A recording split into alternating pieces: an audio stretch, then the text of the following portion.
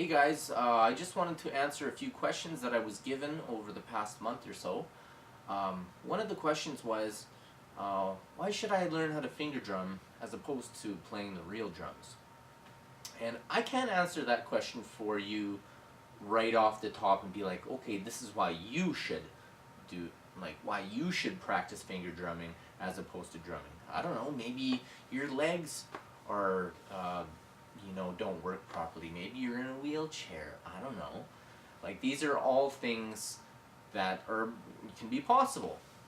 But how I like to think about it as is playing the real drums.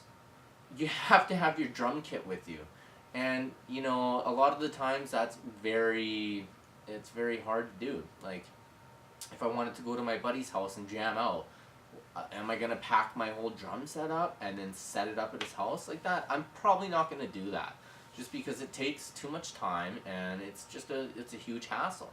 So with the drum machine, you can just pack it up in a bag and go. And now essentially, and not only that, you're not only just packing your drum kit, you're packing all your brass, you're packing all your guitars, you're packing everything. You're packing like a whole orchestra in this one little machine that is basically you're able to use at your fingertips if you want to go and jam out with people.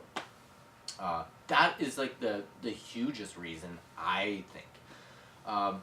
The other question was like, well, it's not a real instrument. Yeah, it is. If you're a musician, you're essentially trying to shape sound however you want it to sound. And you can do that with a drum machine. So practicing your finger drumming is like practicing your timing, or how to, like, timekeeping, which that's what drummers are timekeepers, right? So you're practicing how to build rhythms and different rudiments and stuff with your fingers, as opposed to hitting the real sticks. Another reason too, yeah, with your drums, like, you got four. You can use four. You can use both your legs and feet, and your arms, and that's it. You got four, right? So with finger drumming, you got 10. You got 10 possible drumsticks or instruments at your at yeah, like, you have 10 as opposed to 4. I see that as a huge benefit.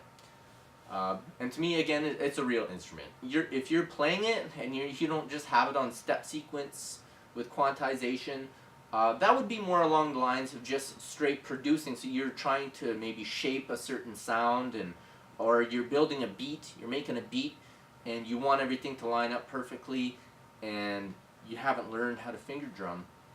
Sure, that's completely cool if that's like your thing, right? And if it's just making beats and stuff, that's awesome. And I don't even see anything wrong with that if that's how you want to do it. I just like the finger drumming because it brings more, for me, it brings an organic feeling to it, where, like, nobody can really replicate how you do it, because you're the one doing it, essentially. And you can try to play it exactly the same, as the next person. Just like I'm trying to show you how to play it, but this is such a new thing that, like, it's kind of like uncharted territory. So there's no real set way to learn or how to do it. So I know when I was first starting, I was very confused as to, like, well, how do I learn how to play this thing? Because I wanted to learn how to play it like an instrument, because that's exactly how I saw it. So I went through a whole bunch of tutorials. I went through Jeremy Ellis's course. I've learned off, like, a whole bunch of other people too, and Arab Music was like a huge influence onto, like, I wanted to play fast, super fast, rapid hi-hats and stuff like that. So all those people, like, helped teach me how to teach myself. But I ended up teaching myself and going through a whole bunch of courses and all that other stuff.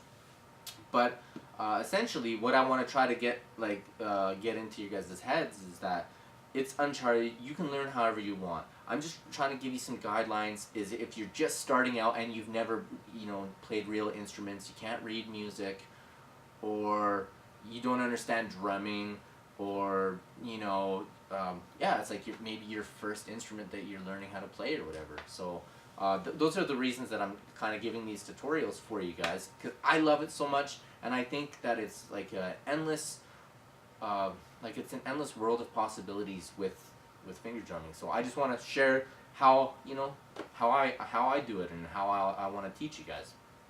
Uh, what was the other question that I had here? The other question was, oh yeah, like what is like Arab music and like Jeremy Ellis? Wow, like how come their shit sounds so tight? Like it sounds so crazy, and they're so good at it. And like, how are they doing it? Because when you're teaching just like basic drum patterns and stuff. Okay, well, to understand that, it's all about timekeeping with the drum. Like, drumming is keeping time. You're trying to play to a certain beat per minute, right? So you're trying to keep everybody in time. So even when you're jamming out with people and you're playing the drums, you're kind of like showing everybody, okay, this is like the tempo we're going to be playing to. So when you see Arab music like Jeremy Ellis and like all those other crazy, you know, finger drummers that just like go off and it sounds so good and it sounds so clean. One, they know a lot of complex patterns. Okay, so these patterns that they're playing, they've practiced that pattern probably a million times. You know what I mean? Or just hours upon hours of practicing that pattern, and that's how they get so good. Another thing though too is like if you don't understand what's going on, a thing like Arab music is he's playing a loop in the background. So maybe it's a loop he produced, or maybe it's a loop he chopped off somebody else, whatever. And he gets a loop, so like a melody, what you call like a melody loop, which is equal to maybe 2, maybe 4 bars or whatever.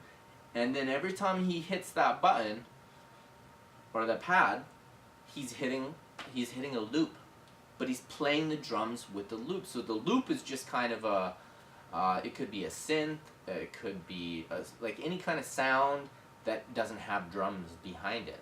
And actually, it could even have some drums behind it, like maybe some bongos or something, but you're playing on top of them.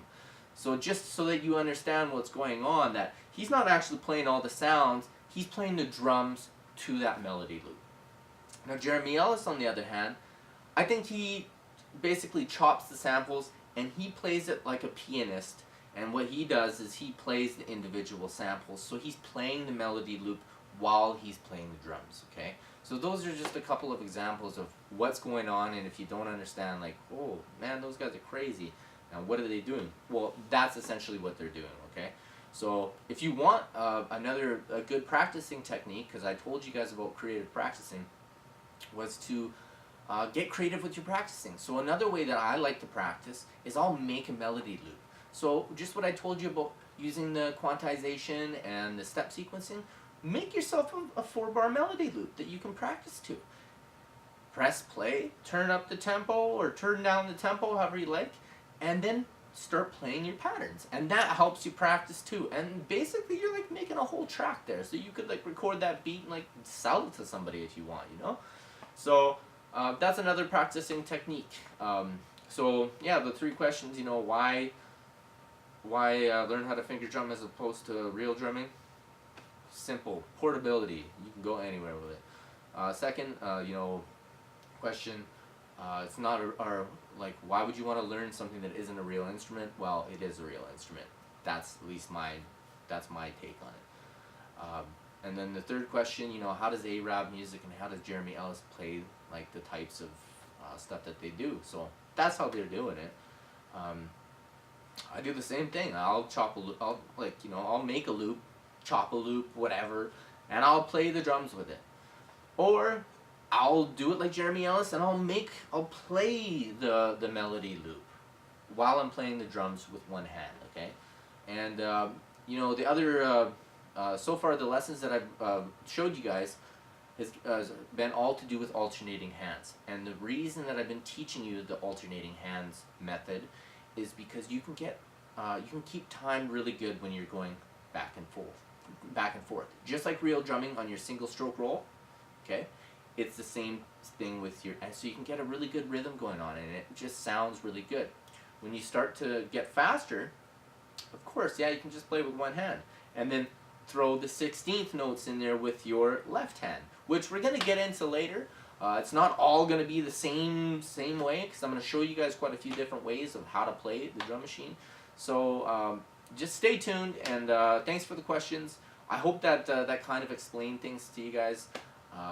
And you know, if you have any more questions, don't hesitate to email me and get a hold of me, and I'll do my best to try to answer the questions personally to you. And I just thought that might help everybody with the questions. Anyways, check me out again. Thanks a lot for checking out the finger drumming lessons, and I love doing this, so I'm gonna continue to do it for you guys. So hopefully you stick with me. All right, peace out.